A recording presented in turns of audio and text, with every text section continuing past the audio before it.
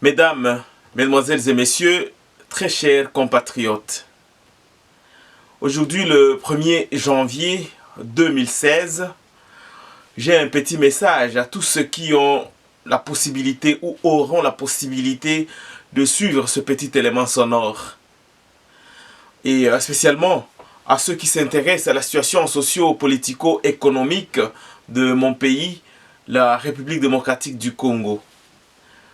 Tout au long de l'année 2015, j'ai réfléchi, j'ai écrit, j'ai réagi, j'ai agi selon mes possibilités et via Facebook, Twitter et autres médias sociaux.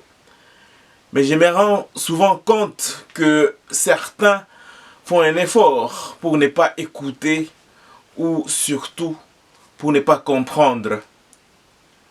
Or, 2016 est là.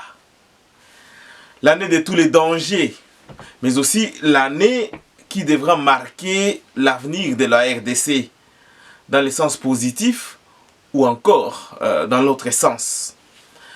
Et cela selon que certains auront décidé de ne pas écouter ou selon que d'autres auront décidé d'agir. Cette fois, j'ai décidé de parler cette année. Parler et parler. Sensibiliser et sensibiliser. Et je vais m'adresser d'une part au président Joseph Kabila, à ses conseillers et aux membres de la majorité au pouvoir, mais aussi d'autre part au peuple congolais. Surtout celui qui écoute la langue swahili. Je crois que Kabila campe souvent sur sa position parce que les gens qui s'adressent à lui les font dans la langue qu'il maîtrise peu ou prou. Mais dans un Swahili de Beke, comme on le dit bien à Bukavu, il comprendra le message. Mais aussi une frange non négligeable de la population suivra quelques directives, quelques conseils très importants quant à l'avenir de tout un peuple et de toute une nation.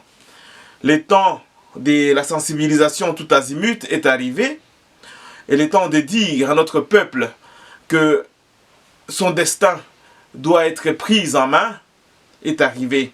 Et soyez sûrs, personne ne fera ce travail si nous pensons qu'il est seulement réservé aux évêques, à Filimbi ou à Lucha ou encore aux partis politiques. Tous, nous sommes propriétaires de la RDC et tous nous devons nous assumer et jouer notre rôle afin que les générations futures, n'est-ce pas, héritent d'un pays digne de ce nom. C'est pour cette génération-là que nous nous battons et nous le faisons à nos risques et périls. Merci. Wandugu wapenzi, ba vieux, ba mère, na ba jeune, be munanifuata saa hii au benye batanifuata prochainement à travers video. Nilikuwa napenda niseme kidogo, peut-être leo mina anza tu, lakini siku zingine nikipata muda najikaza kusumulia na kuwapatia mawazo yangu par rapport ya situation kunapitikana kupale. Shi wote tunajua kama 2016 inaanza na ba mingi bien sûr balifete kwetu chacun à sa manière, lakini ko benye bangipenda kufete zaidi kuliko kisi balifete na bengine wakupata hata possibilité ya kufete parce que situation haipermettre. Crise batu yetu yuko nalia crise. Lakini tukiangalia mzuri ile crise inatokea wapi? Pourquoi kwetu il y a beaucoup de gens qui souffrent? Batu ya mingi benye aba accéder ku le minimum vital, batu ya mingi biko na ma problème. Batu ya mingi benye banashindwa kupata ma possibilité ya kununua les deux bouts du mois. Mina waza njo itakuwa sens ya hii message na tafuta kupana siku ya leo. Juu parfois tunakuwa kwa ma situation, ma difficulté na tunawaza ok c'est normal, njo vile Mungu alipenda, fatalité quoi. Japo samwa kuko batu quelque part benye banashimamia kuma possibilité yetu ya kujideveloper na ma possibilité ya kutupatia maisha ya mzuri. Na tunakuwa na problème moja kwetu, c'est que tunafurahia ile kidogo tunapata.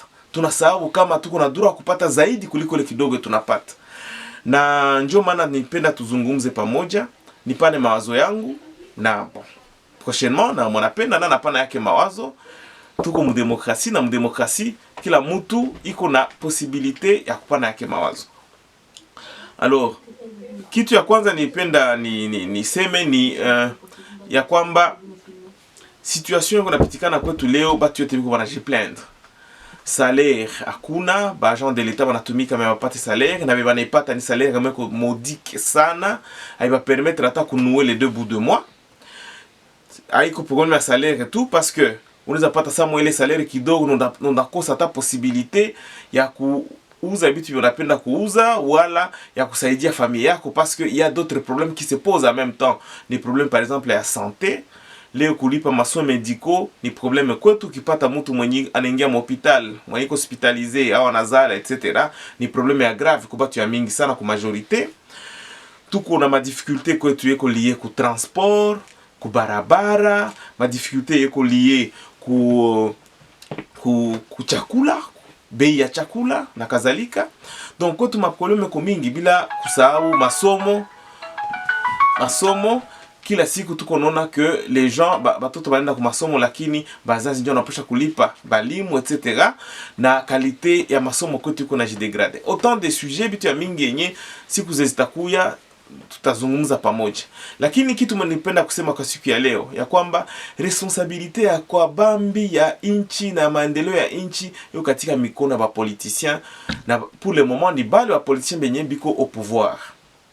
Na ndio niko napenda nizungumze kwa kusema ya kwamba chie tukiendelea kuwaza kama hii 2016 Mungu ndio tu atatusaidia kusudi pitikane bien ye peke, Mungu hata produire ma miracle kama shie peke atutumikishe ile akili alitupatia, nguvu alitupatia kusudi tujitoshe katika utumwa. Parce que en fait ce qui est en train de se passer kwetu ni utumwa. Donc quelques personnes moya tu bachache banatia bengine katika situation ya utumwa na kujidilibere na kuwa ngufu sana, parce que mtu anaboga batatuua, batatufunga etc. Inatuma batu wanawakia tu mu situation ya mubaya. Situation yote tuko napitikana iko napitikana kwetu leo ya mingi na tire source yayo ku gestion ya inchi, namna yenye bangozi kwa njia ku president baka hata kwa chef de quartier kugisi wanatongoza, na ndio problème ile. 2016 iko mwaka yenye enfin tunapasha kukamata ma responsabilité yetu na kudecide aenjo inchi yetu tunapasha kuongozewa. Na ndio maana leo hii kwa kuintroduire tu prochainement ndasema zaidi kuliko leo, kwa kuintroduire mimi nasema tuanje kurefleshir na kuangalia aenjo mwa 2016 tutakamata destiny yetu, tutakamata avenir ya nchi yetu katika mikono.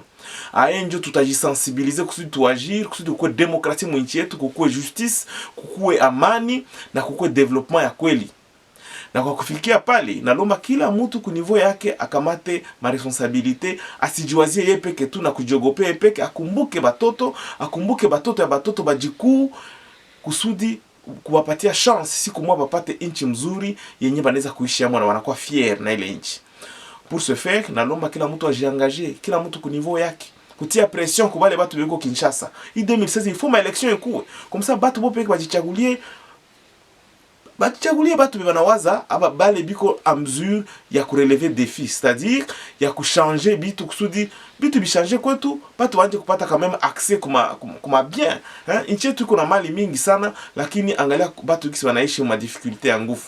Ndio maana leo napenda tu kusema ya kwamba tuanje kurefleshir 2016 inaanza, tukamate muda kwa na sensibiliser bengine, tujisensibiliser chez bote kusudi tu décider na avenir ya nchi yetu. Na ile decision napitia kuma election. Ma election zinapasha kuwa organiser mwinchi mwa hii mwaka kusudi bebi ku pouvoir abakutumika vizuri. Sasa vile tukua tunangojea batoke bachie bengine fasi, bale bengine nao wapime. Kama nao watashindwa nao tunabatosha vile na vile. Kama haiko vile tutawaza tu kama ile kidogo tunapata njoo ya kutosha inatusaidia, lakini kwa sababu kama tuko najiua na tunaacha banatuua bure, japo au moins ukufe juu bali kuua juu sema verite ke ukufe na malaria wala na diarrhea. Na njoo maana kwa siku ya leo naachia kwanza pale nikilomba tuanze kurefleshir na kuangalia nini yenye inafaa kusudi maisha ya kwetu iweze kubadilika. na namna gani njo tutatia pression ku batu bebiko Kinshasa, kwa Kabila na batu yake bebiko pembeni yake, kusudi ba respecte constitution.